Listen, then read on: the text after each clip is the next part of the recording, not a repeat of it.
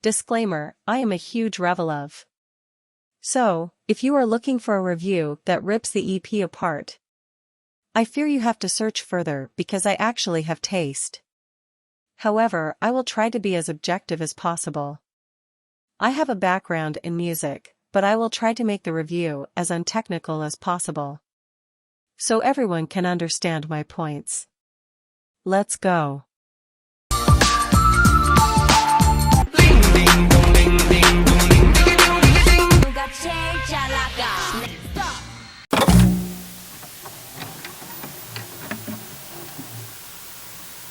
So first of all, this will probably be the first part of a series, so I will be explaining the basics of the format. I will rate every song of the album or EP on different categories, that being 1. Mixing. Mixing is probably the easiest category to get points in, especially if the group is from a bigger company. That's why it's the least heavyweight category. In this category, I will be rating the balance between the instrumental and the vocals, mostly volume-wise. For example, I would rate a track in which the instrumental clearly drowns out the vocals very low, while I would rate a track in which the vocals are clearly audible, while also highlighting certain parts, for example adlibs. 2. Instrumental. That is of course a very subjective category. I will try my best to explain my thought process behind the ratings. 3. Vocals. Vocals, on the other hand, are not as subjective. I am a singer, not a professional though, but I will try to rate it subjectively. Of course, vocals are auto-tuned on a recording. So instead of rating the vocal quality, I will rate use of vocal affects, use of adlibs, the overall combination of voice and instrumental, etc. 4. Lyrical content. I am a songwriter and my strong point by far is writing lyrics. And I am a person that very heavily pays attention to lyrical contents of songs I am listening to. However, I am neither an English nor a Korean native speaker, therefore it might eventually happen that I miss out on wordplays and the like. Please point that out if you notice it. A song is able to get up to 5 points, with mixing making 20% of the total score of the rating. The instrumental making 15% of the score due to its subjectivity. Vocals making 30% and lyrics making 35%. That will determine the overall rating of a song on a scale from 1 to 5 stars. Okay, without further ado, let's start. First song, In My Dreams. Mixing. The mixing in this track is unsurprisingly very solid.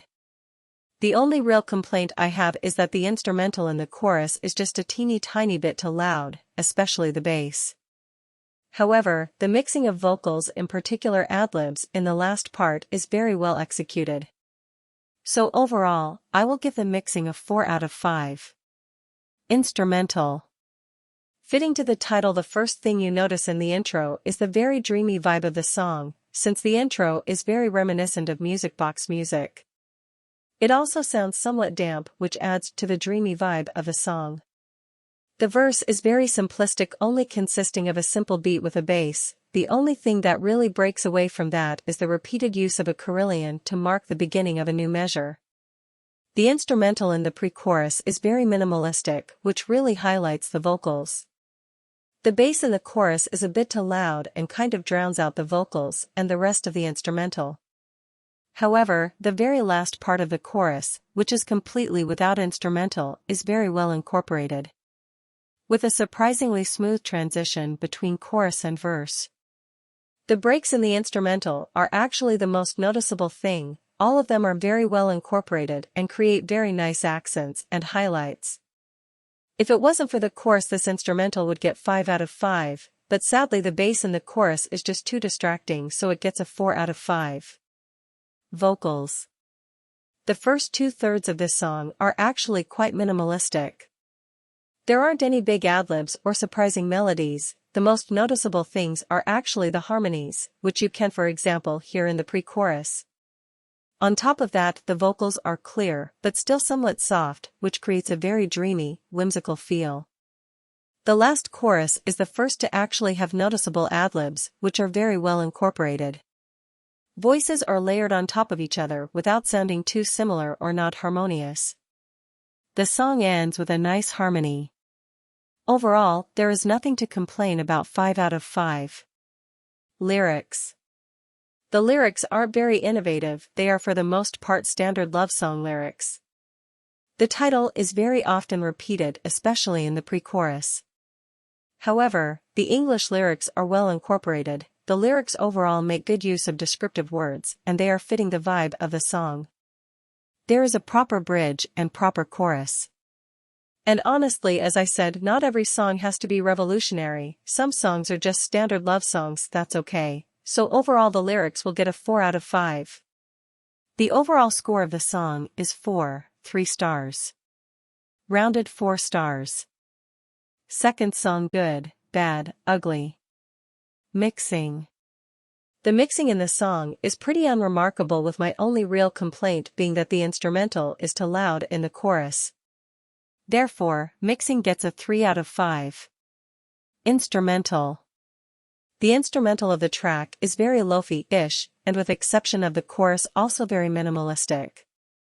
Mostly consisting of a piano and some sort of percussion. For example, the pre-chorus consists of snipping, piano and guitar. The simplistic instrumental highlights the vocals. The chorus is the only part of the song that used MIDI, and it also adds a new instrument, that being a woodwind instrument. The use of what I believe to be pentatonics during the instrumental is also very noticeable, especially at the end of the chorus. The second chorus is a bit less minimalistic and is more like the chorus, creating a sort of build-up, tension-raising effect throughout the song. The outro has instrumental breaks similar to In My Dreams. Overall the instrumental is very simple, but that's what makes it good. 5 out of 5. Vocals. The vocals are very solid, with harmonies in the chorus, and which good ad-libs and high notes in the last chorus. The song has no unnecessary ad-libs, there is really nothing to complain about. 4 out of 5. Lyrics. The English lyrics are very well incorporated into the song and don't feel out of place. The pre-choruses have different lyrical contents. The track has a proper chorus and bridge. And it makes nice use of metaphors, just like no one knows I'm expecting to it even more. Life is a box of chocolates. The topic of the song is also very interesting, since it discusses the uncertainty of one's future, or rather the uncertainty of life itself, with every day bringing new good or bad possibilities. Overall the lyrics are very good. 5 out of 5. The overall score is 3, so 4 stars. Third song Bamboleo. Mixing. The mixing is solid, nothing extraordinary, nothing noticeable. So, I will give it a 4 out of 5. Instrumental. The track begins with a nice continuous bass line combined with a nice beat, both continue until the chorus. The chorus itself is pretty similar to the verse and pre-chorus, just with added MIDI chords, and later on with electric guitars, which somehow fit the song. Like electric guitars would be one of the last instruments I would have expected on a track like this. Like the tracks before Bamboleo, it is very dreamy and whimsical, so the usual instruments for that would be piano, woodwinds, strings, percussion and maybe acoustic guitar, not electric guitar. Especially not in such a structurally important part like the chorus. Maybe the bridge, since that's the part of the song where you're really able to break away from the rest of the song. So, I was very surprised when I heard that. Anyways, the instrumental stops right at the last part of the chorus, to highlight the Bamboleo, followed by a rap part without any percussion. I'm still really intrigued by the use of guitars, so I will give it a 5 out of 5. Vocals. Well, let's start with the strong points. For example, the adlibs in the last chorus, they really added a lot to the song, and the finish of the melody in the outro is very nice, and that were about all the positive things I could think of. Other than that, oh, the bridge is definitely something. That being messy. Like, let's start at the first part of the bridge. The repeated from left to right part. It just sounds so disharmonic. Like I think I know what they were aiming for. They tried to raise the tension by sequencing that line up by I think a half step. But I don't understand why they did that. Like they could have just raised the volume of the vocals on every repeat. That would have sounded so much nicer. On top of that, the ad-libs in that part are unpleasant, as well as the overlay of voices on the end of the bridge sounding very messy. Which is a shame, because actually the song isn't so bad vocally, even though I, personally do not like the vocals. So, in the end, because of the messy bridge, it is just a 3 out of 5 for the vocals. Lyrics. The song starts off with incorrect English lyrics, which honestly could be easily fixed. You just need to change to the left to right, into, from the left to the right, which would only need a small twitch in melody. The lyrics overall are very cryptic. You can't really tell what the song specifically is about. It seems to be a normal feel-good type of song, but I can't be really sure. Also, the song has no proper bridge. So, it just reaches a 3 out of 5. The overall score is 5 stars, barely making it to 4 stars when rounded. Fourth song, Beg for Me. Mixing. A nice, balanced mix of vocals and instrumental. It really nicely highlights the ad-libs, for example, in the outro. If you want to know what good mixing sounds like, in my opinion, that's a perfect example. An easy, solid 5 out of 5. Instrumental. The track begins with a nice verse, which is highlighted by I think it's a harp, anyways, it's a really nice touch.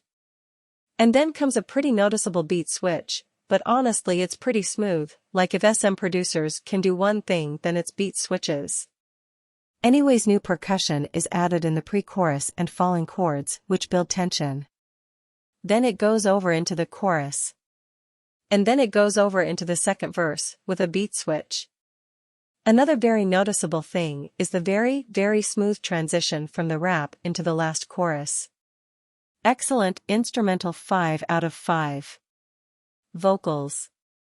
The vocals start with very low notes, and that is definitely my personal opinion, but I really like deep vocals.